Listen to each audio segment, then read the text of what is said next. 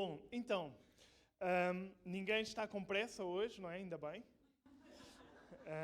Ainda bem, eu também não estou com pressa, vim cá para isto. É o dia do Senhor. E vou retomar um tema que dei há 15 dias atrás. Espero que não se tenham esquecido. Alguns já se esqueceram dos temas do Redil, porque eu fui perguntando. Bom, mas... Exato, não. Misericórdia. Quem se esqueceu estão gravados, está bem? Está tudo gravadinho. Vamos retomar o tema dos dons que demos há 15 dias atrás. E tenho falado sobre os dons, se calhar, ou na minha opinião, de uma perspectiva um bocadinho diferente daquilo que estamos acostumados. Não tanto de qual é o meu dom, do que é que eu vou ter que fazer, mas de algumas nuances nesses dons, está bem? Há 15 dias atrás nós falámos que Deus deu dons aos membros da igreja para que o corpo estivesse unido em fé, ok?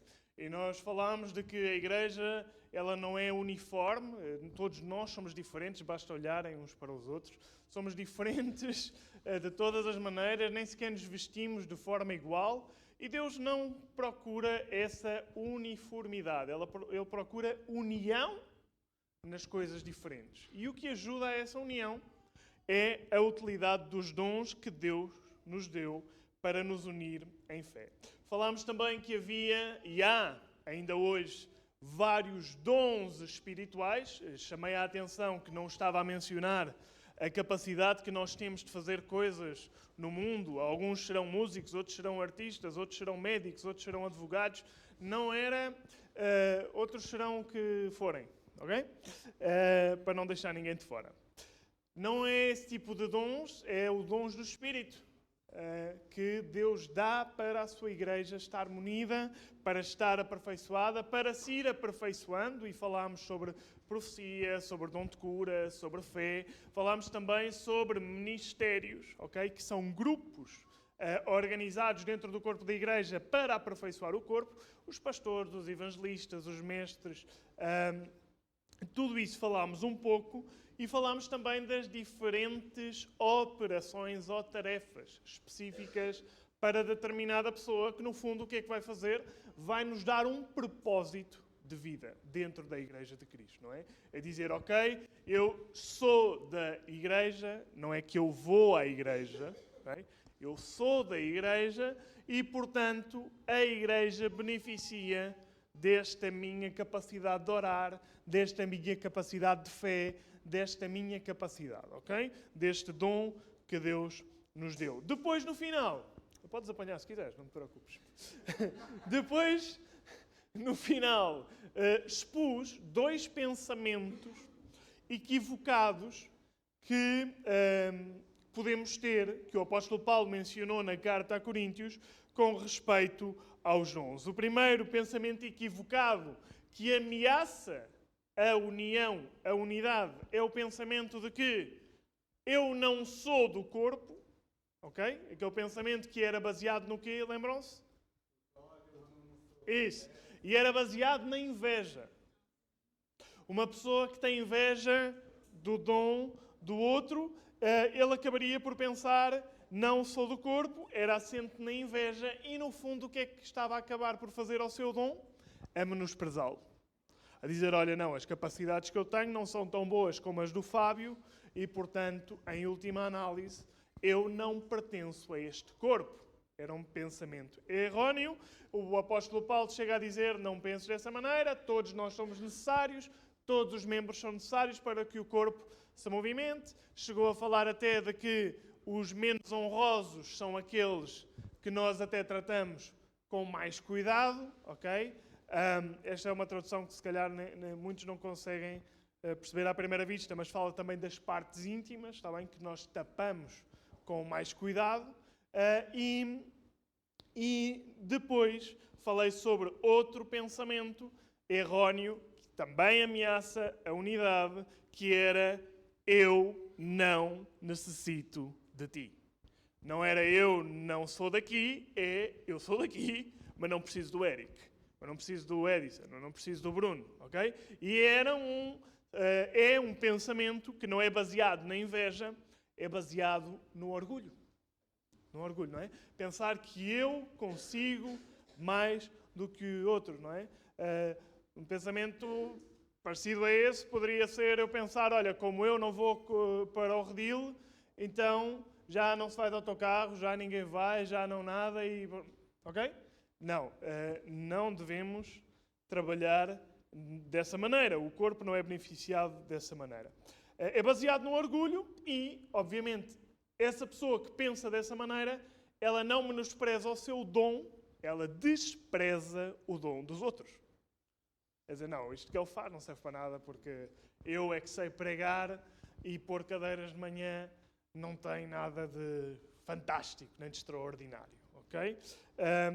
E vimos que esses pensamentos eram pensamentos que ameaçam a unidade da igreja e são pensamentos erróneos sobre o uso dos dons para a igreja. Hoje, nós vamos ver que os nossos dons espirituais, eles são vivos, ok? Vivos, pensa no fogo, não é? Ativos, quando eles são exercitados no serviço aos outros. Quando isso não acontece, tu não tens um dom vivo, não tens um dom útil, ok? E que a relação, vamos ver também que a relação que nós temos com os outros, no serviço com os outros, está diretamente conectado à eternidade e às nossas moradas eternas. Eu, no final, vou trazer um texto bíblico que não é muito convencional para falarmos dos dons, mas eu penso que traz uma lição fundamental. Aquilo que para nós é muito comum, quando falamos de dons e de talentos e de coisas que Deus nos deu, é pensarmos na parábola de Mateus 25, do 14 ao 30, que nós não vamos ver todo, Regina, podemos apenas ver o versículo 25, que é a parábola dos talentos, ok? Talento aqui na Bíblia não é o nome que nós damos aos talentos, não é? Há o programa do Got Talent, não é? Os talentos, não. Talento era uma unidade de medida, era um peso, no fundo, era quantidade de dinheiro.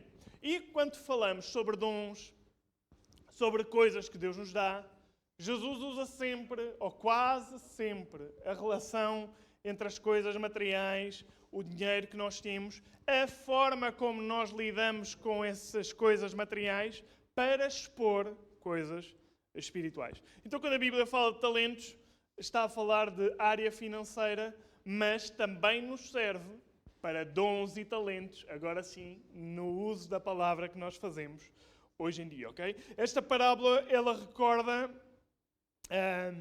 uma parábola que recorda servos que lhes fora dado talentos, capacidades, dons, e recorda o desejo que Deus tem que os seus servos multipliquem esses dons. Não é só multiplicar-nos em filhos, como Deus disse a Adão e Eva, ordena-vos que se multipliquem. É também multiplicarem as capacidades que Deus te deu a ti e que alguns de vós nem sabem quais são. Ok? Alguns de vós ainda não descobriram os seus dons espirituais, mas têm-nos, porque Deus deu dons aos homens e às mulheres, não é?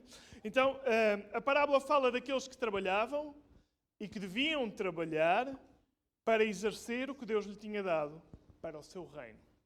Era uma ordem de Deus e Deus, àqueles que multiplicavam o seu dom, que o usavam, que faziam uso dele, e quando se faz uso do dom, ele cresce. Okay? Pelo exercício do dom, tu vais ficando mais experiente. Por isso é que, em princípio, não é a mesma coisa ter o terceiro filho do que ter o primeiro. Okay? Nós dizemos, o Gabriel é tranquilo, não chora tanto como o Daniel. Claro, parte dos problemas não estariam no Daniel, estariam em nós, não é? Que não éramos pais, não sabíamos o que era, e o menino chorava com cólicas e nós entrávamos em pânico. Agora, Gabriel, calma, vamos com calma, que isto a gente já sabe, já sabemos onde estamos metidos. Embora também haja muita coisa nova, não é?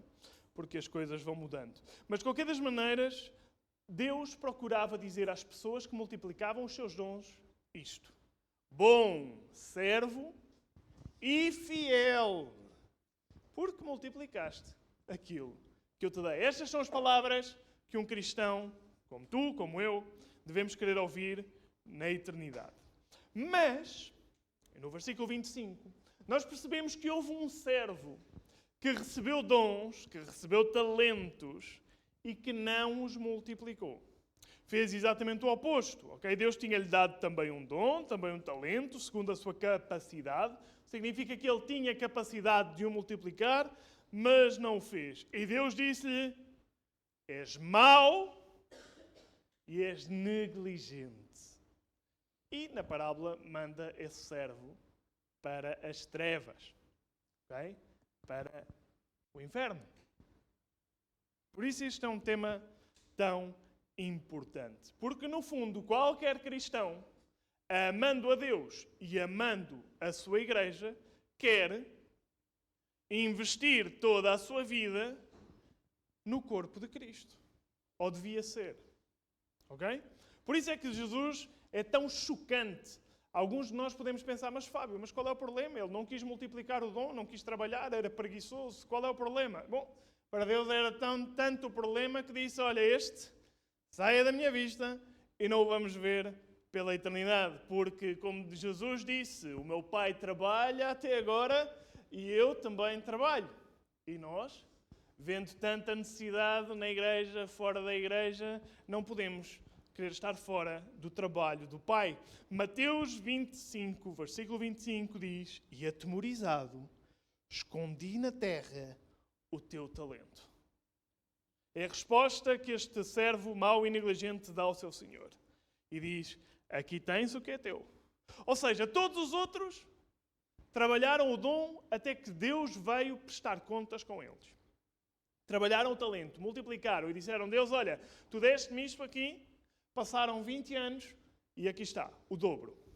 O dobro do que tu me deste. Deste-me 5, eu dou-te 10, deste-me 2, eu dou-te 4, deste-me 1, e eu que deu 1, disse: olha, eu não fui capaz. Eu enterrei o meu dom. Eu sabia que era teu, eu ainda lhe disse: olha, eu sei que tu és aquele que colhe onde não semeia, com um temor de Deus, mas não era um temor correto. Não era o temor que nos falou o Kiko no redil. O temor de reverência, o temor de respeito. Okay? Era um temor de não conhecer quem era o seu Senhor. Ele sabia que o Senhor vinha buscar o que era, mas queria multiplicado.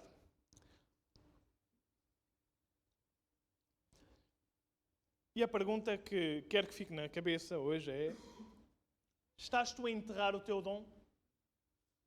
Estás tu a enterrar o teu talento que Deus te deu? Será que nós não conhecemos os nossos dons espirituais porque não os usamos? É muito comum quando falamos sobre dons, as pessoas ficam sempre meio no ar, do género: ok, Fábio, tu deste 3 listas de dons e eu não sei qual é o meu. Eu não sei se tenho profecia, eu não sei se tenho evangelismo, eu não sei se tenho dons de cura, eu não sei se tenho línguas, eu não sei nada. Isso significa que não estás a usá-lo. De nenhuma maneira.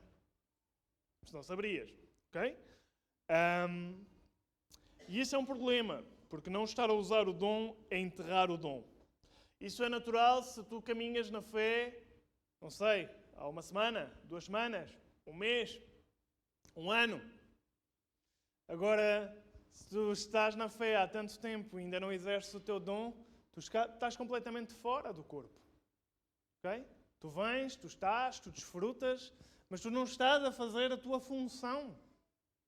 E nós estamos a perder com isso, porque tu és deste corpo e queremos usufruir dos teus dons, não é? Então, 1 de Pedro 4, versículo 10, o Pedro diz assim: cada um. Quem? Cada um.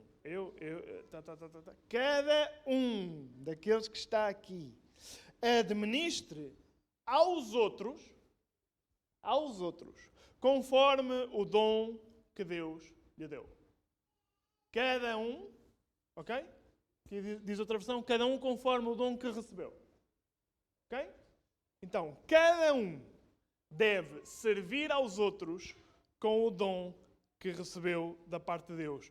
Como bons dispenseiros, significa bons administradores da multiforme graça de Deus. Nós não somos todos iguais. Todos temos uma graça diferente da parte de Deus. Mas a cada um é-nos dada a responsabilidade de servir com os nossos dons. De servir aos outros. Deus deu dons aos homens, mas a responsabilidade de os multiplicar, de os usar, é nossa, não de Deus. Deus diz, aqui está o dom, multiplica-o, usa-o, mexe-te. E esses dons são para usar nos outros. Não adianta tu pensar, não, eu tenho um dom espetacular que ninguém sabe, que ninguém viu, que ninguém beneficiou. Bom, então se calhar não tens dom, és só convencido. Porque os dons, eles são manifestos quando eles são exercidos no serviço aos outros. Ok? São conhecidos também por nós quando nós o usamos no serviço aos outros. Ok? Que é, no fundo, o que acontece com as nossas habilitações profissionais. Nós, nas nossas habilitações profissionais, nós dizemos, eu sou bom, disse a Eclésia, eu gosto de ser boa no que faço. Não é? Ainda bem. Boa, Eclésia, assim é que é. E nós também, como cristãos, devíamos ter o mesmo pensamento. Eu gosto, como membro do corpo, de ser bom naquilo que Deus me deu.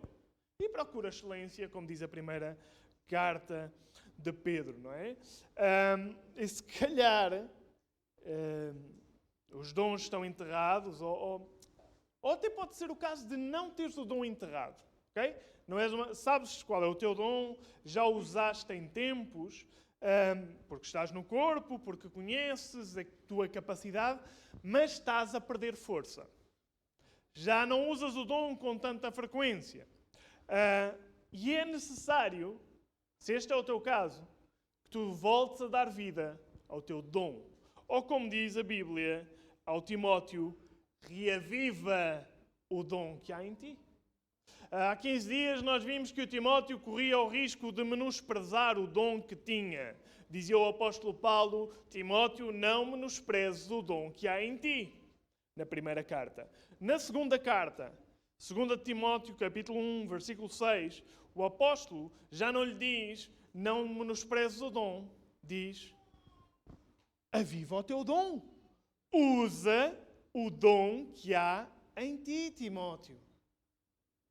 Por esta razão, pois, te admoesto que reavives o dom de Deus que há em ti pela imposição das minhas mãos. O apóstolo Paulo, que está a dizer ao seu discípulo é, há um dom em ti, Timóteo.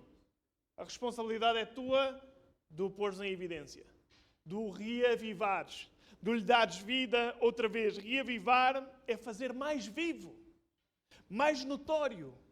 É que as pessoas possam olhar e dizer, uau, tens um dom que me é útil. Isso é reavivar. No caso do Timóteo, qual era o dom dele? Sabem? A Soraya sabe. Porque fez assim. Era o dom de evangelista. Diz. Ok, vamos chegar a essa parte. É uma pergunta pertinente, Bruno. Vamos chegar a essa parte. Quando chegarmos eu faço sinal. Está bem? Ele tinha o dom de evangelista. Tinha o dom e o ministério de evangelista. Tinha a responsabilidade de reavivar o seu dom. Creio que o Timóteo era muito temeroso. Imaginem, um evangelista temeroso. Ok? Mas o Paulo diz-lhe aqui, reaviva o dom para que voltasse a estar bem vivo. O que é que o Timóteo tinha que fazer? Usá-lo. Usá-lo. Evangelizar, no caso do Timóteo. Fazer a obra do evangelista, que foi o que o Paulo disse a Timóteo, usá-lo no serviço a outros. Quando o apóstolo Paulo diz na mesma carta, em 2 Timóteo, capítulo 4, versículo 2, ele diz, prega a tempo, insiste, a tempo e fora de tempo. O que o Paulo está a dizer a Timóteo é, tu tens o dom de evangelista, tu tu tens que pregar o Evangelho. Prega. É tão simples quanto isto. Como é que eu reavivo o meu dom? Oro em línguas, faço, aconteço, jeju. Sim, tudo isso. Mas usa o dom. Começa. Sai dessa inércia. Sai dessa preguiça. Tens um dom que não usas, usa-o hoje. Começa hoje. Como é que o Paulo animava o Timóteo a usar o dom? Timóteo, prega. Lança-te. Faz. É assim que saímos da maior parte das depressões. Estou mal. Levanta-te. Vamos embora. Podemos andar e antidepressivos e anti não sei quê. No momento em que tu te começas a levantar da cama e olhar para o mundo cá fora, é quando começa o processo de cura. O resto é só para atenuar a dor. E nunca mais sais de lá. Para poder usar e reavivar o teu dom, é fazer. É levantar-te e fazeres. Usares o dom. No caso do Timóteo era, portanto, prega a palavra, insta, quer seja oportuno, quer não. Corrige, repreende, exorta com toda a longanimidade e doutrina. Timóteo, levanta-te e prega. Que quando nós vemos aqui a tempo e fora de tempo, é sempre tempo de pregar a palavra. Aquilo que está por trás deste texto, o tempo, lembram-se das Moed, das ocasiões especiais, das festas solenes. Aí o que o Paulo está a dizer a Timóteo é: Timóteo, não é só pregar nas festas solenes, nos momentos especiais, é pregar sempre. Sempre que tenhas a oportunidade a tempo, a Moed, e fora do tempo. Sempre. É no domingo, é no sábado, sempre. Porquê? Porque era o seu dom. E quem tem o dom de evangelista não pode dizer eu guardo isto só para as ocasiões especiais. Quem tem o dom de cura não pode dizer eu guardo isto só para os meus familiares. Ele tem que usar o seu dom para servir o corpo. Há doentes entre nós. Onde estão os dons de cura?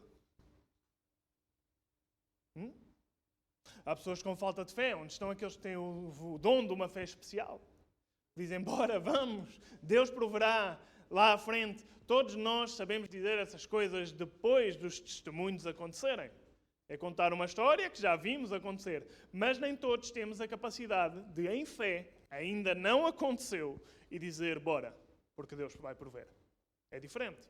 Parece o mesmo, mas é diferente. E para usar o dom, ou reavivar o dom, é preciso usá-lo no serviço a outros. Agora, espero que isto ajude a responder à questão do Bruno e de vossas também, porque certamente estão a pensar o mesmo. 1 Coríntios 12, 31 diz assim, o apóstolo Paulo: portanto, procurai com zelo os melhores dons. Procurem. Procurar é fazer, é servir.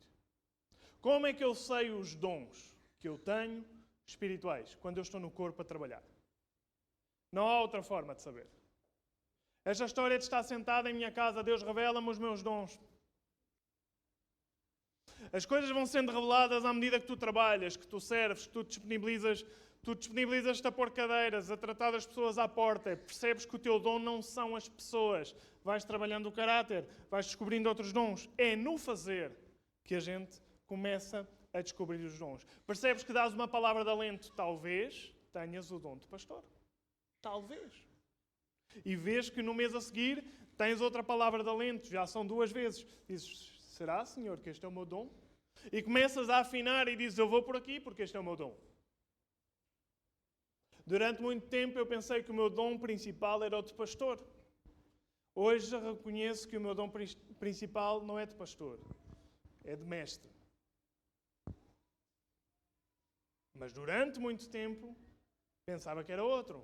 Como é que percebi o contrário no exercício? Então não há outra forma de descobrir sem fazer. Não há forma de saber os dons sem servir. Por isso Deus diz a todos os seus filhos, sirvam no corpo de Cristo.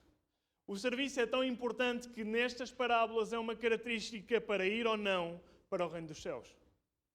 Não é porque serves que vais para o reino dos céus, mas é que quem é do reino dos céus não quer deixar o reino dos céus com coisas por fazer. Procurar é exercer o dom que Deus te deu. E devemos procurá-lo. Procurar os melhores. Os melhores para nós. Os melhores que nos servem como uma luva. Não é o melhor porque eu quero ser o pastor. Não, o melhor para ti, tu és diferente de mim. Se calhar tens mais paciência que eu para ouvir as pessoas. Não sei, né? Ana Hilde. Estão a puxar por ti, estás a ver? Se calhar tens mais paciência. Quando Paulo diz procura os dons com zelo, com interesse, como é que nós procuramos com interesse? É uma vez por semana na igreja? É uma vez por mês na igreja? Não. Era assim que os apóstolos procuravam servir a igreja? Atos diz, todos os dias estavam juntos e unânimes, comiam, partiam o pão, oravam uns pelos outros, oravam pelos enfermos, levavam tareias juntos, sempre juntos. E aí havia montes de dons. Havia tantos dons nessa altura que alguns dizem, não, os dons era só para essa altura. Porque hoje eu não vejo, ou dizem eles, não vejo a mesma manifestação do poder de Deus, claro. Nós hoje, o nosso conceito de igreja é uma vez por semana porque tenho muita coisa para fazer. O conceito de igreja deles é, esta é a minha vida, Cristo morreu por mim, para mim é tudo ou nada. Deus não mudou a igreja assim. A forma de ver a igreja mudou completamente. Por isso eu digo, és capaz de estar anos e anos numa igreja e não servir. E pior, estar desconfortável com isso. Impressionante. Não vejo os apóstolos desta maneira. Confortáveis a dizer, é tão bom vir aqui louvar, é tão bom orar. Não, eu vi-os sempre em movimento. Tanta coisa para fazer, tantas almas para servir, tanto reino para pregar, tanta seara. Então, tens amor pela Igreja de Deus? Porque diz para procurar o dom em amor. Tens amor pela Igreja de Deus? Se tens, porquê é que não exerces o dom? Alguns dizem, porque o pastor ainda não me chamou a fazer nada. Não é o pastor que tem que vos chamar a fazer coisas, é Deus que vos chama. Eu tenho uma função, pastorear o rebanho de Cristo, que Ele me deu aqui. Vocês não são meus. Há uma direção, há uma diretriz, uma autoridade a respeitar, mas é Deus que te deu os dons que tu tens que exercitar. Se tu crês que não tens nenhum dom, estás enganado. Porquê é que não procuras? Aceita esta proposta. Procura servindo. Procura servindo. Garanto que se temos 5 equipas de limpeza, não nos faz mal ter 7, 10, 20. Não nos faz mal nenhum. Quem está a servir agradece. Mas a limpeza não é tão vistoso como... Não faz mal. Trabalha o orgulho. Começa. Qual é o problema? Vais descobrir os dons que tens. Só vais descobrir quando começas a trabalhar e a servir aos outros. Não há outra maneira. E agora sim, vamos entrar no tema. Hã?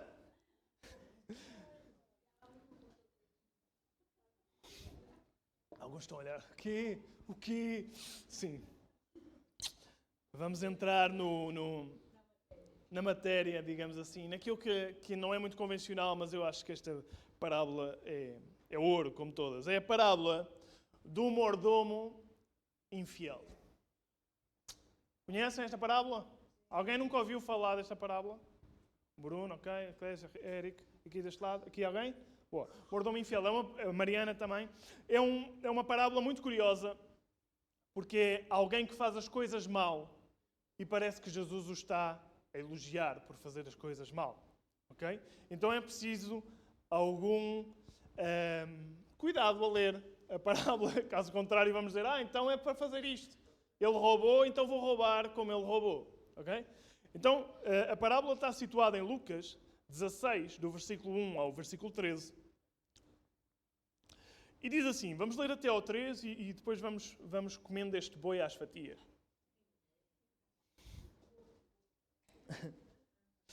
Diz assim, disse também Jesus aos seus discípulos, havia um homem rico, isto é uma história, não é? Havia um homem rico que tinha um administrador. Que tinha um administrador e este lhe foi denunciado como quem estava a defraudar os seus bens. Okay? E um homem rico tinha um trabalhador que administrava as suas coisas e foram falar mal do seu trabalhador e dizer: olha, o teu administrador está a esbanjar os teus bens, está a gerir mal os bens. Ok? Versículo 2. Então, mandou-o chamar, lhe disse: que é isto que eu ouço a teu respeito? Que é isto que me estão a contar? Presta contas da tua administração, porque já não podes mais continuar nela. Ou seja, presta contas, porque não estás a fazer bem o teu trabalho. Vamos embora. Ok? É uma história. Disse o administrador consigo mesmo: que farei, pois? O meu senhor me tira a administração. Trabalhar na terra eu não posso. Okay? Também de mendigar tenho vergonha. E estes eram os pensamentos do administrador. Este administrador é acusado de defraudar os bens do seu senhor, do seu chefe. Defraudar é desperdiçar, não significa que ele estivesse a roubá-los. Podia roubar, mas podia também não roubar, só o facto de estar a gerir mal já era um mau administrador, não é? E é acusado não de roubar, é acusado de incompetência. O seu trabalho era administrar bem, está a administrar mal. Oh, chefe, aqui o administrador é um incompetente. E o chefe não gosta da incompetência do administrador. O chefe manda chamá-lo para prestar contas da administração. E lhe é dito, como qualquer chefe que quer levar o bom negócio para a frente: olha, tu não podes continuar. Não dá, não podes continuar a administrar, vais ser demitido, despedido. Ok? Perante esta notícia, no tempo em que o administrador ainda tem para apresentar contas, porque o chefe disse: apresenta as tuas contas e sai.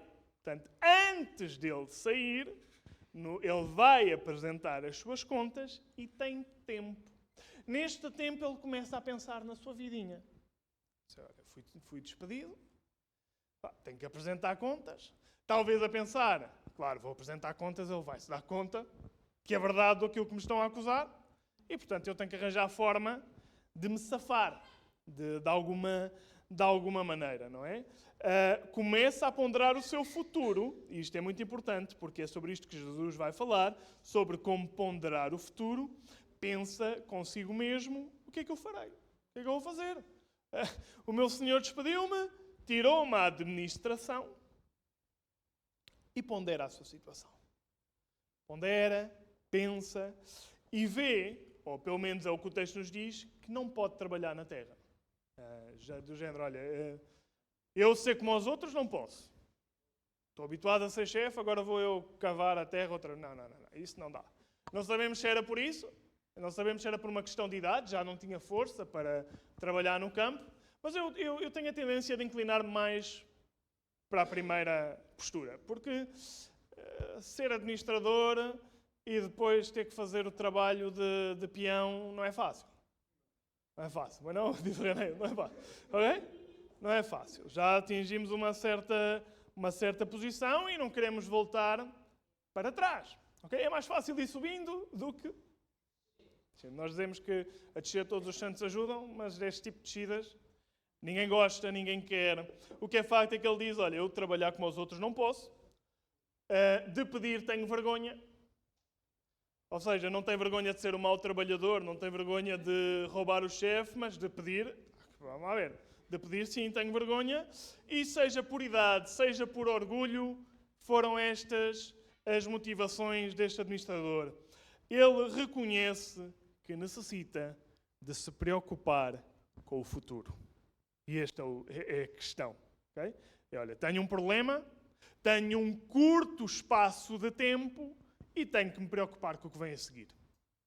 E acho que aqui qualquer um se identificaria com este administrador, porque quem não se preocuparia com estas coisas ficando sem trabalho? Okay? Nós também vamos ter que prestar contas da nossa administração, vamos ter que prestar contas da nossa incompetência no uso dos dons, na administração dos dons, dos talentos, dos bens, e essa incompetência também não será tolerada. Deus não vai dizer, que bem, Fábio, foste um incompetente com tudo aquilo que eu tinha dado para tu gerires, com aquilo que eu tinha em mente para a igreja de Linda a Velha, e tu foste só até ali. Que bom, estou mesmo contente contigo. Não, isso não vai acontecer. Não vai acontecer. E aqueles que desejam ser pastores, acho muito bem. A Bíblia diz, boa coisa desejas, saibam, como eu também já sei, que a vara de medir é mais pesada. Porque há uma responsabilidade. Como a vara de medir para um pai é mais pesada do que para um filho? Porque o pai tem a responsabilidade de levar a família em frente, o filho não. Isso.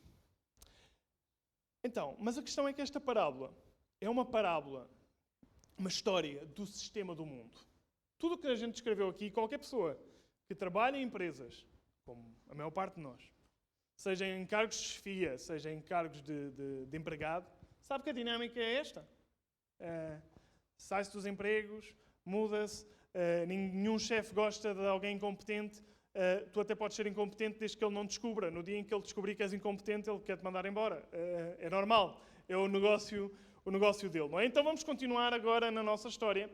Lucas 16, no versículo 4, veio a ideia. A ideia ao administrador. Ele diz, eu já sei o que é que vou fazer. Okay? Isto é o que acontece quando nós temos um dilema na nossa vida, não sabemos para onde nos voltar. E ele disse, eu já sei o que vou fazer, diz o versículo 4, para que quando for demitido da administração, me recebam em suas casas. Ou seja, ele não tinha interesse em trabalhar no campo. Para vocês entenderem um pouco este negócio era assim, o chefe tinha o consórcio das terras. As pessoas trabalhavam as terras e depois uma parte ia para o chefe e outra parte ia para eles. Ok? Era mais ou menos isto. Já sei o que farei para que me recebam em suas casas. 5. Tendo chamado cada um dos devedores do seu senhor, disse ao primeiro, quanto é que tu deves ao meu patrão? Era o trabalho dele. Quanto é que tu deves ao meu patrão? E ele respondeu, disse o primeiro, 100 cavados de azeite. Então disse o administrador, toma a tua conta, assenta depressa e escreve 50. Deves 100, escreve aí 50. Um descontinho, ok? Desconto de 50%. 7. Depois perguntou ao outro, tu quanto é que deves? Respondeu ele, 100 coros de trigo. Disse, toma a tua conta e escreve 80. 20% de desconto. Boa. Teve uma ideia.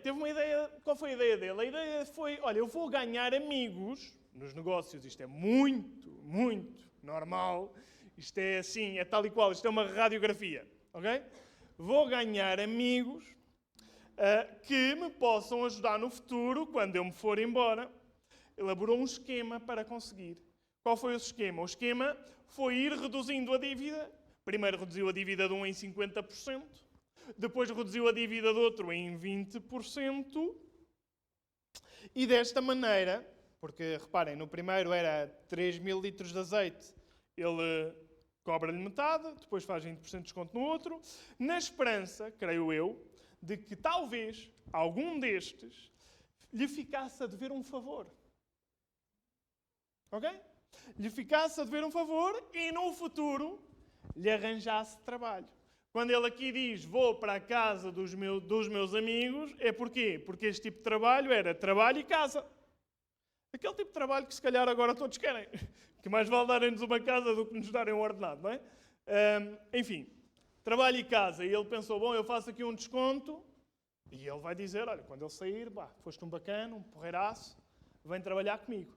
O que nunca iria acontecer, porque um administrador que sabe que o empregado engana o outro, se for sábio, nunca vai querer a pessoa com um caráter desses para a sua empresa, porque também vai ser enganado. Mas o enganador não acha que não. Acha que é sempre mais esperto que os outros todos, não é? E também há chefes que também não são tão sagazes e tão inteligentes assim. Bom. Agora, no mundo dos negócios, estes relatos são muito semelhantes. E neste momento, quero parar aqui um bocadinho a história para tocar um pouco o teu coração e dizer: se tu agora, até aqui, pensaste, epá, mas que boa ideia, mas que boa estratégia, eu faria o mesmo. Ok? De certeza que há algo no teu coração para corrigir. De certeza que no teu coração está mundo. Está a forma do mundo se mexer.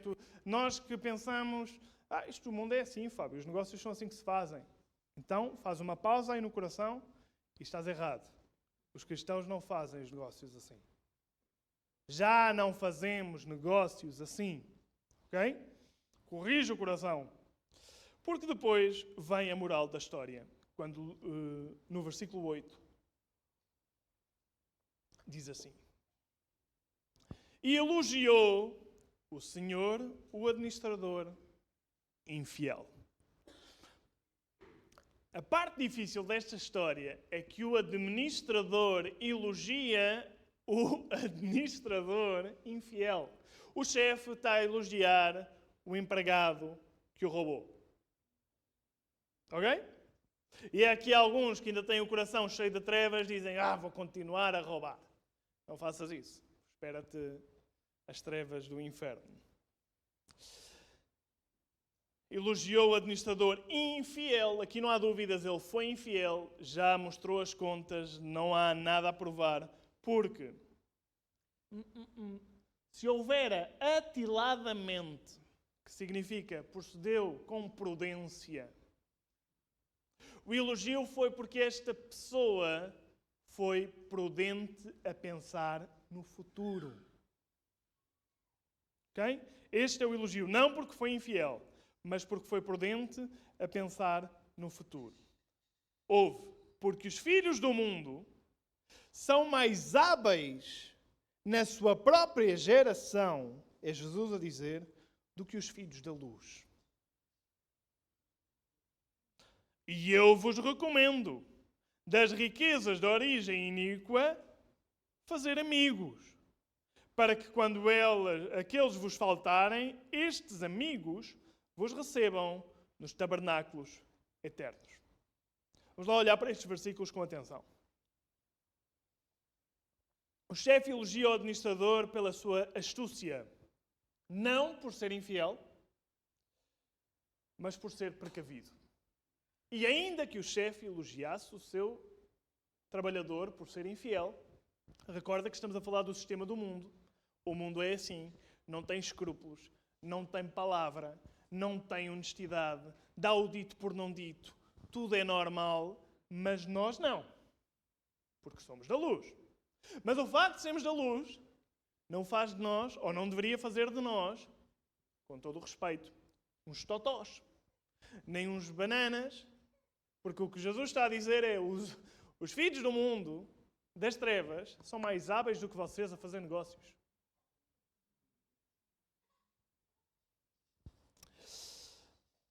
Não é Jesus que aprova este comportamento. Esta parábola retrata um sistema do mundo, um sistema como o mundo se move, mas de tudo o negativo do mundo, Jesus chama a atenção para uma característica que nós devemos ter, que é pensar no futuro. Qual futuro? O eterno. Pensar no futuro. Para nós, o futuro é e deve ser eterno. Não é o futuro, qual é o próximo trabalho que eu vou ter. É importante? É. Mas o cristão tem que pensar num futuro para a eternidade. Ok? O importante que Jesus nos quer ensinar com esta parábola é que, tal como aquele homem desonesto assegurou o seu futuro com aquilo que tinha na mão, com as ferramentas disponíveis, os filhos de Deus deviam fazer o mesmo. Deviam assegurar o seu futuro. O nosso futuro eterno tem uma relação direta com o serviço aos outros. Porque o que Jesus está a dizer, a forma como ele fez tudo para ganhar amigos, sabendo que ter esses amigos lhe ia dar um futuro, é a forma como nós, filhos de Deus, cristãos, com dons, talentos, dinheiro, posses, sem posses, com fé, temos que trabalhar pelos outros, servindo aos outros, sabendo que isso vai influenciar o nosso futuro. Fazer isto vai revelar que nós temos uma boa administração daquilo que Deus nos dá. Somos bons administradores, porque no fundo, esse é o nosso trabalho. É o que Deus diz que nós temos que fazer. Temos que, com aquilo que está na nossa mão, negociar para aumentar almas. É o nosso trabalho. O nosso Deus não tem falta de recursos. Não vamos enganar a Deus fazendo estas coisas, porque é o que Ele quer que façamos. Deus quer que trabalhemos para ganhar almas e servir a outros, com os dons que Deus nos deu. Mateus 20, 28, com respeito a Jesus, com respeito ao seu caráter, ele diz, tal como o Filho do Homem, que não veio para ser servido, mas para servir e dar a sua vida em resgate de muitos. Nós também temos que ser assim. Nós não viemos para ser servidos. Tu não vieste à igreja para que te sirvam. Isto foi o que o Ebenezer viu quando foi a Madrid. E que há aqui, Madrid é uma grande escala, não é? E teve lá 3, 4 dias. Se calhar se estiveres 3, 4 dias aqui enfiado, Ebenezer também vais ver a malta toda a mexer-se e disponível. Ok? Estou a isto, eu conversei com ele sobre isto. E esta energia que ele diz não é uma energia, é uma disposição de servir os outros. E é isso que nos anima. Ele disse que os jovens estavam dispostos a falar. Foi isso que ele viu, serviço. E a nossa igreja é uma igreja que fala serviço. Quer transpirar serviço. Porque sabe, estas palavras de Jesus, está ligado com a eternidade.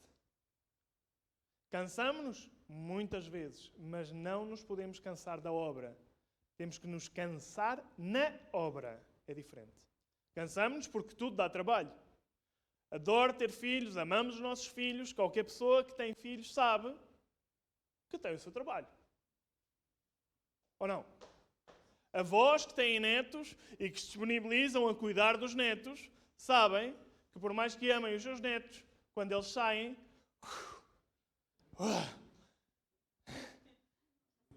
é ou não é assim?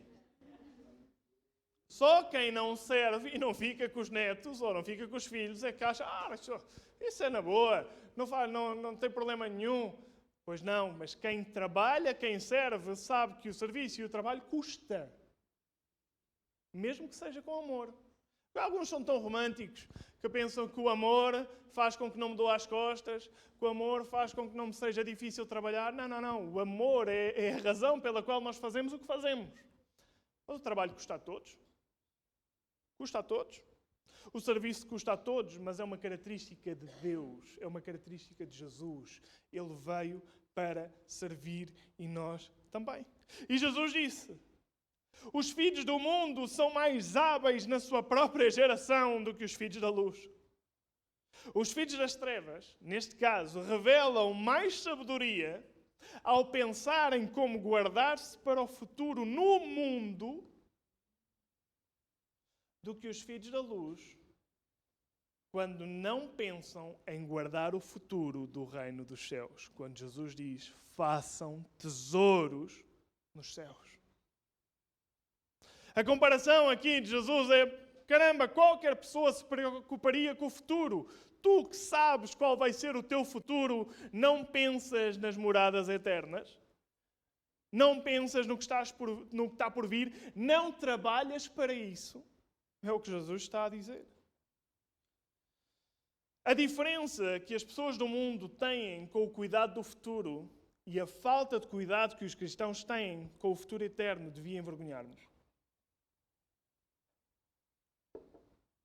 Devia envergonhar-nos.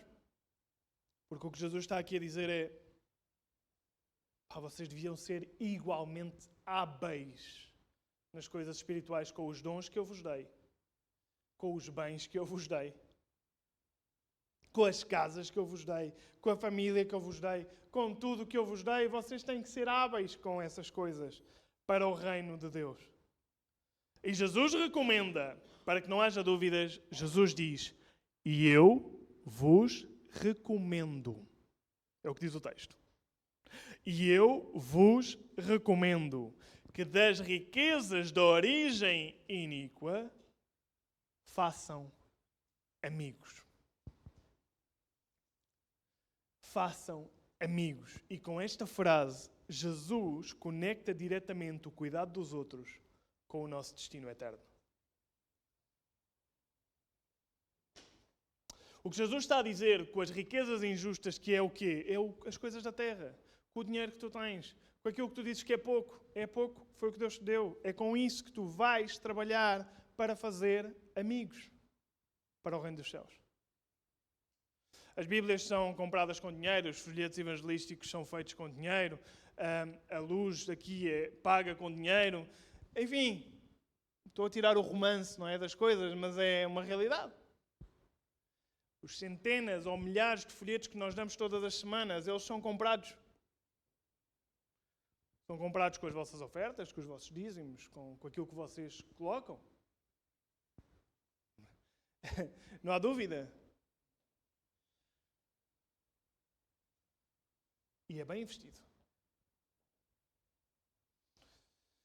Vos recomendo, diz Jesus, e claro, quem conhece já esta história sabe que o Jesus vai terminar a falar de dinheiro. Como é Deus, Ele tem autoridade para falar do que quer, não é? Mas claro, eu pensando nisto, eu dizia: como é que nós podemos pensar em exercer dons espirituais? Como profecia, como ensinar a Bíblia, como dar células, como fazer coisas significativas para o reino de Deus. Dons espirituais no corpo de Cristo. Se no mínimo, como diz o texto, nós não somos capazes de investir. O mínimo. Nós não somos capazes de pôr o mínimo ao serviço de Deus. Nós, na nossa igreja, as pessoas entram, nós damos o Conecta-te, ensinamos que devem ler a Bíblia, quem é Deus, quem é o Espírito Santo, como dar. Depois, nos cursos de 12 passos, voltamos a insistir, falamos com as pessoas. Sabemos que vocês têm dons e talentos lá fora que podem ser úteis cá. E estamos sempre à espera de que a pessoa seja fiel no mínimo para começar o serviço. Como é que eu vou saber os meus dons? Servindo. Como é que eu vou servindo? Quando estás comprometido a servir. Comprometido é quando tu metes o teu coração neste lugar. Quando tu investes neste lugar, investes no reino. Isso é comprometido. Dizia hoje, que estávamos a falar sobre os 12 passos. Quando Ele te diz que te ama e que te ama, isso não é compromisso nenhum. É pacto de amor. Eu quero casar contigo. Isso é que é um compromisso. Ele diz: te ama, te ama, te ama. Deixa eu dizer: amo-te, amo-te. Até que venha o anel, não há nada. Porque isso é um compromisso. E claro, eu penso: como é que vamos descobrir os nossos dons? Nem com o mais mínimo dos mínimos nós estamos comprometidos. Qual é o problema? Jesus diz: com as riquezas deste mundo, tu devias estar a ganhar amigos para a vida eterna. E não estás. E fui eu que te dei esse trabalho. E sou eu que te dou essa casa. E sou eu que te dou as condições que tens. E sou eu que te ajudo em todas as coisas. E tu não estás comprometido. Como é que podemos pensar em descobrir dons se no base dos bases nós não queremos estar comprometidos? Lucas 16:10 é onde eu tirei este ensinamento. Quem é fiel no pouco, também é fiel no muito. Quem é injusto no pouco, também é injusto no muito. Se calhar enganar alguém em 50% ou em 20%, para ti pode ser coisa pouca. Diz: olha, qual é o problema? Ele também já tinha enganado tanto o seu chefe. Mais 20%, mais 50%. Foi só dar um jeitinho. No fim de contas, ele precisava de assegurar o seu futuro. Para ti pode ser pouco.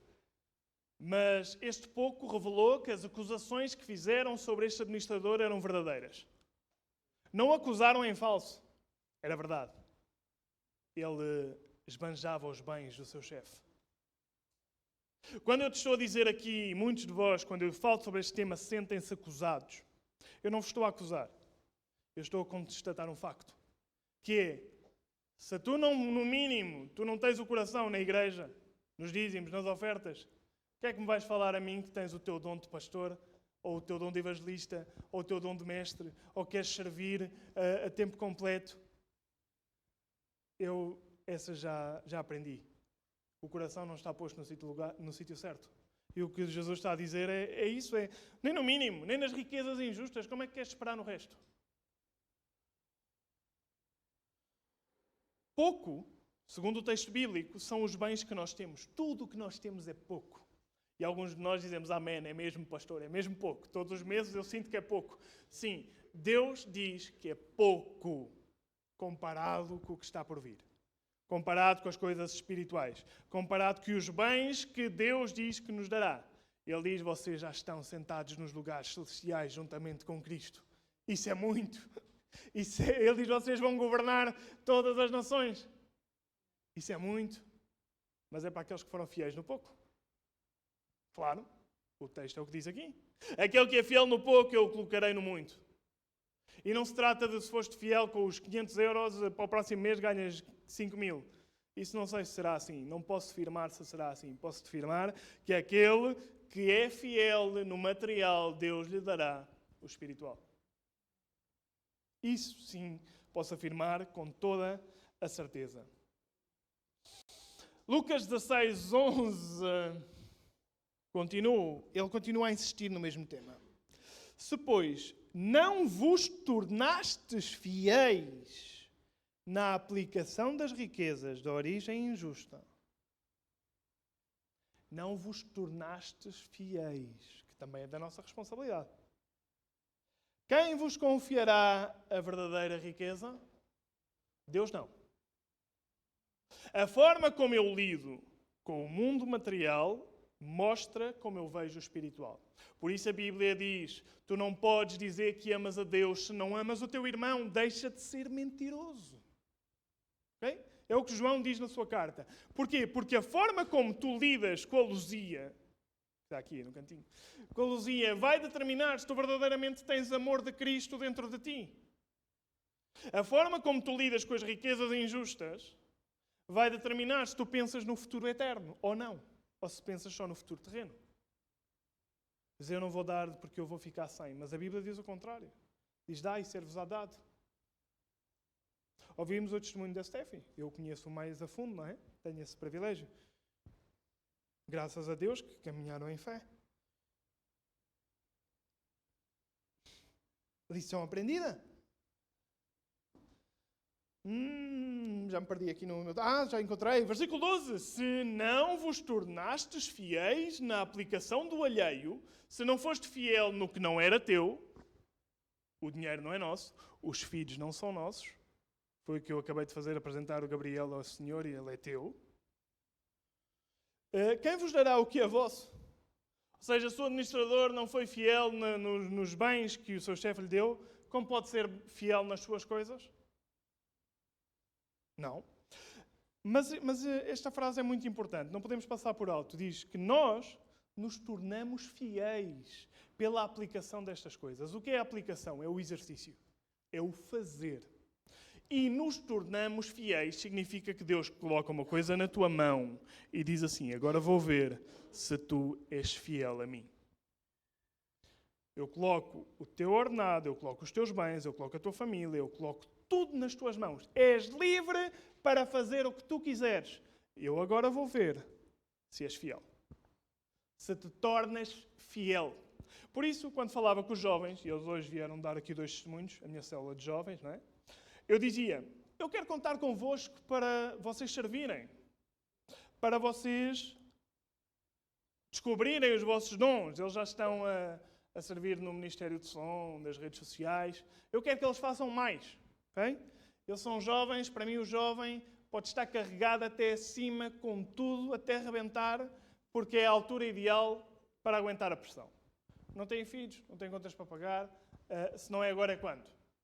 Então, já sabem todos os jovens, eu creio que vocês podem dar muito, podem dar mais, mas tem que ser com o coração correto. Então eu dizia-lhes, como é que vocês têm que aprender a fidelidade de Deus. Eu sei que vocês não têm os vossos ordenados, mas eu não posso olhar para vocês e ver que em 12 meses vocês não deram 50 cêntimos para o reino de Deus.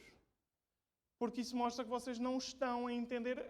Não é os 50 cêntimos. Eu não quero os vossos 50 cêntimos, vocês já me conhecem. Não estão bem focados. Falo com eles porque eles aguentam. Ok?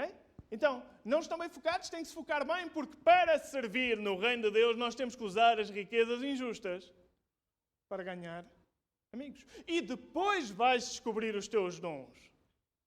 No serviço, tu dizes, Fábio, eu não aguento as crianças. Passado 2 anos, tu dizes, afinal gosto de crianças e não sabia. Claro, foste insistindo. Ok? Falta-nos sempre mão. Durante tantos anos foi a Jit e a Marta com os PKPC. Quantas reuniões de tema elas assistiam ao vivo? Nenhuma por mês. Nenhuma por mês. Eles assistiam depois online. Estavam a servir. Porquê? Não havia necessidade? Há necessidade. Nem todos querem. Se calhar queriam células. Os PKPC são uma célula. Eles são pessoas. Não é? São as pessoas mais valiosas para nós. Com todo o carinho. São as nossas crianças. Fogo.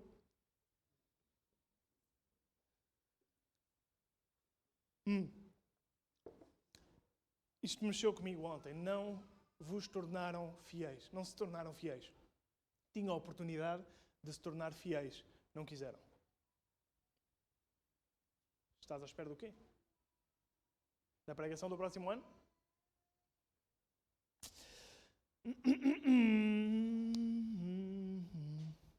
É nas coisas pequenas, e para a semana é disto que eu vou falar, eu já estou a terminar, que se prova o caráter.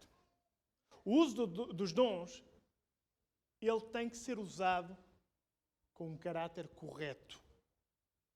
E é nas coisas pequenas que se prova o caráter. É quando nós dizemos, olha, faz isto e tu fazes o contrário. A gente diz, olha, ainda não aprendeu. Nós não te riscamos da lista. Nós não dizemos assim, olha, Érico não presta. Não, isso não acontece. Não acontece, Érico.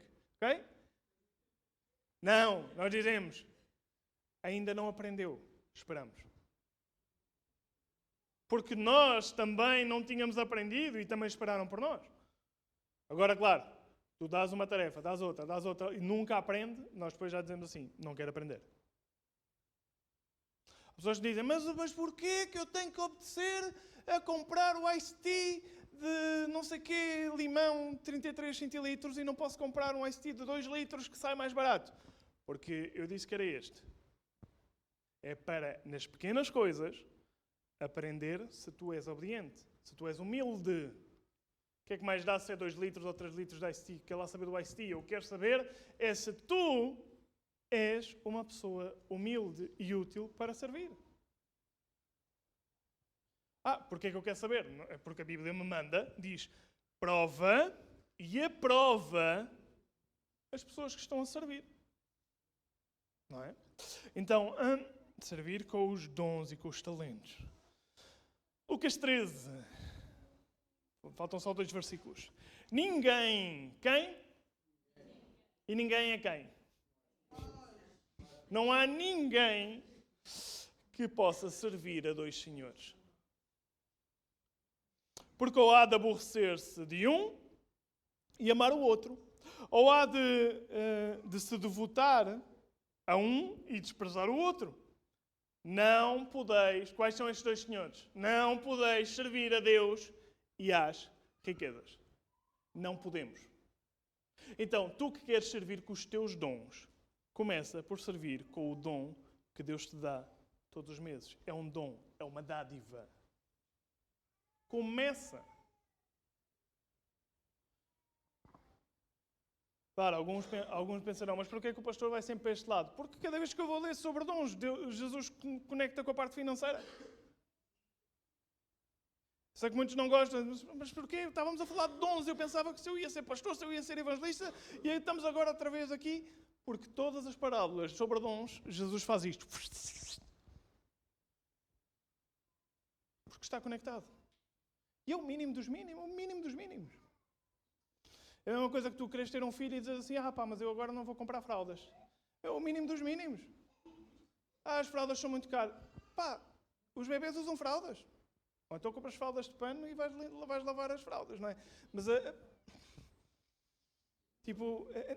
voltamos à história do mundo. No mundo estas coisas são normais, nas coisas espirituais também são normais. Não fiquem tão escandalizados que isto é um assunto tão normal. Tão normal. As riquezas, prestem atenção a esta frase, não sei onde é que eu ouvi, ou se foi eu que eu escrevi, já nem me lembro. As riquezas não devem ser o mestre do discípulo de Cristo. Não devem ser o mestre do discípulo de Cristo. As riquezas devem servir para a expansão do reino de Deus. E talvez, com isto em mente, é por isso que quando os discípulos chegavam, punham o dinheiro aos pés dos apóstolos. Que era em sinal de, aqui não manda o dinheiro.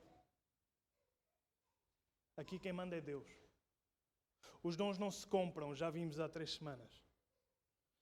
A misericórdia não se compra, o perdão não se compra, a salvação não se compra. Aqui não manda o dinheiro. Nós usamos o dinheiro para expandir o reino. Nós usamos o dinheiro para ganhar amigos nas moradas eternas. Nós servimos-nos das coisas, as coisas não mandam em nós.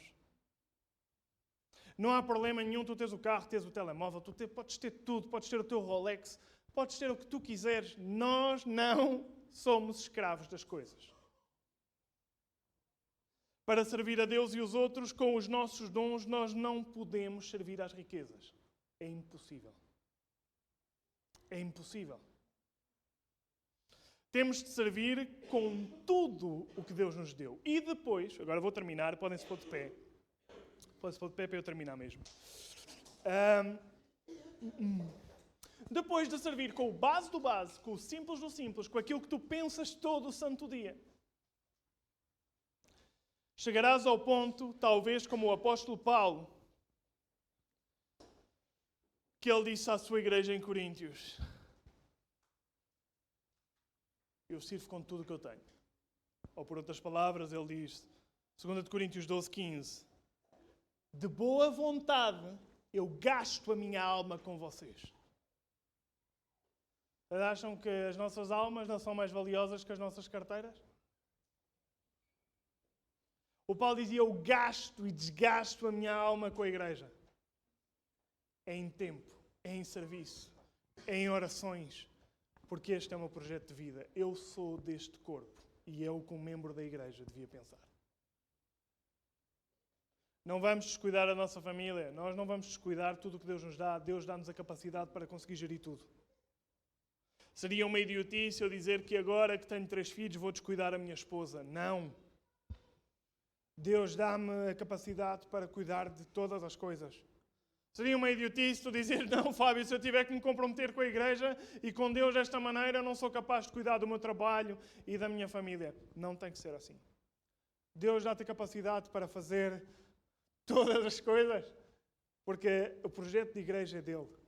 E o Paulo disse, eu de boa vontade me gastarei e ainda mais me deixarei gastar em prol da vossa alma. Vem um cristão comprometido com a obra? Já não é se dizima ou não dizima, é toda a minha alma é para vocês. Que confiança dá um pastor dizer estas coisas. Como os coríntios podiam achar que não estavam acompanhados quando o Paulo dizia, se for preciso, a minha alma é vossa. Não me canso de dizer as mesmas coisas. Não me canso de servir, porque eu sirvo com os meus recursos, com a minha alma. Tudo é vosso. Porque é o meu corpo, porque é o meu Senhor, porque Ele deu-me os meus dons. Imaginem uma igreja que pensasse assim. Uma igreja que realmente fosse movida pelo amor. Claro que o Paulo, esta frase não é do tema para hoje, mas ele diz, olha, se mais vos amo, serei menos amado. O Paulo, a mesma igreja, diz, porque vos digo a verdade, gostam menos de mim?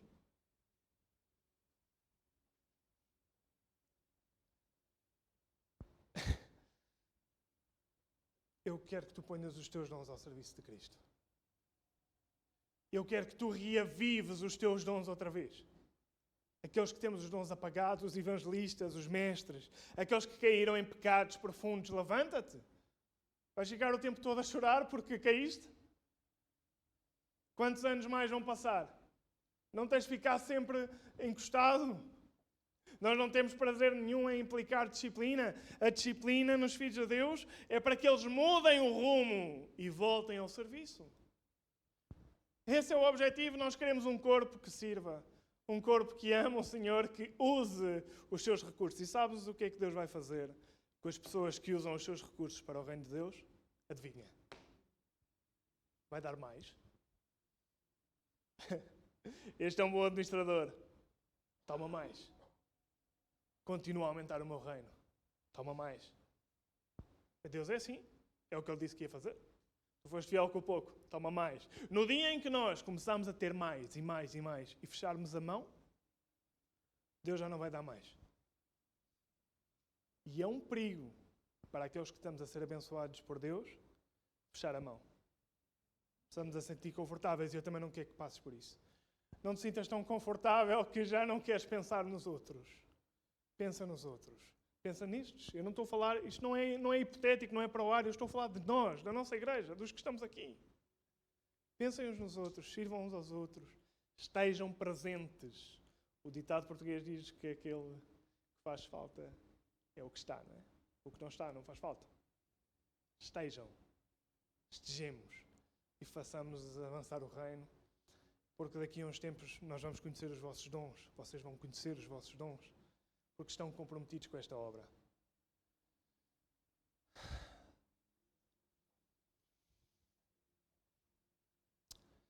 Graças a Deus. Esta alegria que tu tens por olhar para esta casa. Tu viste o ânimo com o qual foram ao congresso? Tu viste o ânimo com o qual saíram? Tu viste, Senhor, e sabes aqueles que suportam disciplinas e que permanecem, como diz a tua palavra? Senhor, tu já nos viste em tantas etapas diferentes na nossa vida. E olha para nós aqui, querendo louvar o teu nome. Como te dizia esta manhã, Senhor, queremos nesta reunião engrandecer o teu nome. É por isso que estamos juntos. Não é só para ouvir uma palavra para mim, é para que os céus se alegrem connosco. Olha a tua igreja, Senhor. Olha, Senhor, nós que queremos procurar os melhores dons, os dons que esta igreja necessita, para que as crianças sejam guardadas do mundo, para que as famílias se restaurem, para que os filhos voltem ao coração dos pais, para que os pais voltem ao coração dos filhos, para que as fornicações cessem, para que a santidade cresça, para que aquilo que era velho, que era imundo, seja novo, seja limpo. Deus olha para todos. Todos aqueles que tu chamas com cordas de amor. Senhor, e ajuda-nos a ministrar aquilo que nos deste com sabedoria para este corpo.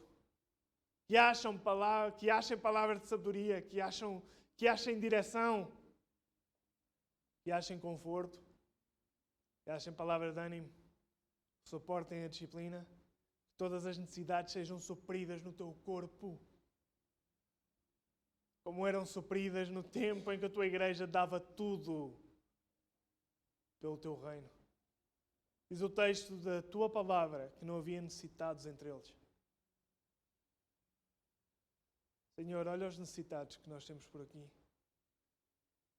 De afeto, de carinho, financeiros.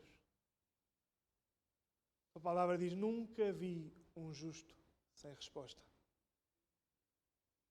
Senhor, se há coisas que nós temos que alinhar, queremos ter a humildade em alinhar contigo. Talvez não tenhamos sido tão fiéis como dizemos ser nas riquezas injustas. Talvez não tenhamos sido tão fiéis no tempo das nossas orações contigo. Não temos sido tão fiéis uns com os outros. Temos murmurado, temos falado mal, temos tido inveja, temos nos mordido uns aos outros em silêncio, sem ninguém ver, Senhor, mas Tu vês todas as coisas. Olha o Teu corpo, Senhor, ajuda-nos a estar bem ligados, bem juntos, para que cada membro faça a sua obra com fluidez, Senhor. Para que cada um encontre o seu espaço, o seu propósito, sem atropelar outros, sem desejar o lugar dos outros. Oh, Senhor, mostra-nos a direção que temos que seguir. Mostra-nos, Senhor, porque esta é a Tua noiva, esta é a Tua igreja. E Tu deste dons a esta igreja. Muitos dons deste, Senhor. Por isso chegamos onde chegamos, pelo poder da Tua mão. Por isso suportamos as investidas do inimigo, pela misericórdia de Cristo. Esta obra não termina, porque é de Deus. Graças, Senhor, graças. Senhor, e que nesta semana, enquanto servimos, enquanto nos preocupamos com os outros, enquanto saímos de nós mesmos, o Teu Espírito nos possa mostrar quais são os dons que Tu nos deste e que temos que fazer crescer e que temos que fazer com que alcancem mais pessoas e que temos que pensar no reino eterno. Senhor, e para aqueles que também temos medo do futuro imediato, das mudanças de trabalho, das mudanças de casa, das mudanças de tudo o que está por acontecer, Senhor, ajuda-nos. Ajuda-nos também a precaver o futuro, ajuda-nos a ser hábeis, sem nunca descuidar nem o Teu reino, nem as nossas casas. Senhor, tudo com prudência, tudo com ordem, sem exageros, sem sobreproteções, sem máscaras, não mascarando o temor ao futuro dizendo que é para cuidar da minha casa, sem máscaras, Senhor, para que nenhum dos nossos filhos fique vulnerável, para que eles vejam a fé dos pais, cresçam a ver milagres atrás de milagres, para que testemunhos que nós contamos aqui aos adultos, eles saibam nas suas casas. É o nosso Deus que nos leva de glória em glória. É o nosso Deus que nos sustenta. E nós queremos servir o Seu corpo, porque ao servir aos outros, estamos a servir a Deus. Graças, Senhor. Graças por esta igreja maravilhosa. Ajuda-nos a gastar as nossas almas neste lugar, neste projeto de vida. Senhor, um lugar onde Tu podes trazer almas à salvação. Onde há pessoas aqui hoje que podem ter ouvido que há um destino eterno e podem entregar as suas vidas a Cristo. Boa coisa fariam, porque o Senhor, assim como foi fiel conosco, é fiel contigo. Ai, Jesus disse àquele jovem, uma coisa te falta, uma coisa te falta. E há pessoas que, e não é porque sou profeta, é porque falam comigo. Quando tocamos neste tema, sempre dizem, outra vez, Fábio, eu não te estou a falar desse assunto. E o Senhor disse, uma coisa te falta, o caminho é por aqui. Experimenta. Prova. Faz prova se aquilo que eu disse esta manhã não é tal e qual. Que aqueles que entregam as suas finanças, que entregam os seus dons, entregam as suas casas, as suas famílias ao reino de Deus, terão 100 vezes mais ainda neste século. Muitos servindo na tua igreja descobriram vocações profissionais. Muitos servindo o teu corpo descobriram propósitos. porque tu conectas o material com o espiritual. Oramos pela autoridade do nosso Senhor, te pedindo que fiques connosco e que nos mostres os dons que tu nos deste. Amém? Amém. Espero que tenham gostado da mensagem. Por favor, se tiverem alguma questão ou quiserem saber mais alguma informação, não hesitem em entrar em contacto connosco, seja através das nossas redes sociais ou através do nosso número do WhatsApp. Nós somos mais que uma igreja, somos uma família e estamos aqui para te servir. Muito obrigado por nos teres ouvido e até para a semana. Até para a semana!